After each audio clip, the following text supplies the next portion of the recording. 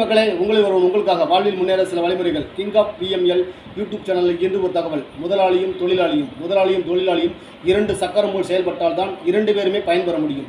முதலாளி தன்னிடம் பணி செய்யும் ஆட்களை தன் குடும்பத்தில் ஒருவராக பார்க்க வேண்டும். தன்னிடம் 1000 பேர் பணி செய்தாலும் அவர்களின் தகுதி மிக்கவரை நீங்களே தெரிந்து வைத்திருக்க வேண்டும். அவர்களுக்கு தகுந்த ஊதியம் வழங்க வேண்டும். உழைப்புக்கு தகுந்த ஊதியம் வழங்கினால் உங்களிடம் எப்பொழுதும் பணியாற்றுவார். தன்னிடம் பணி செய்யும் நபர் இல்ல விழாக்களில் தன் பங்களிப்பு இருக்க வேண்டும் என்று நினைக்க வேண்டும். முதலாளியாக இருக்க வேண்டும் என்றால் முதலில் தொழிலாளியை மதிக்க. தொழிலாளி 10 வருடம் வேலை செய்த இடத்தை விட்டுவிட்டு 10 ரூபாய் அதிகம் தருகிறார் என்பதற்காக அடுத்த வருடம் வேலைக்கு செல்லக்கூடாது. ஏனென்றால் நீங்கள் 10 வருடம் இங்கு செய்த பணியை அங்கு செய்தால்தான் இங்கு இருந்த இடத்தை நீங்கள் அங்கு அடைய முடியும். முதலாளி தன் காலால் செய்ய சொன்ன வேலையை நம் கையால் செய்து முதலாளி நன்மதிப்பை பெற வேண்டும். முதலாளி உங்கள் மீது நம்பிக்கை வருவரை நீங்கள் போராடியே ஆக வேண்டும்.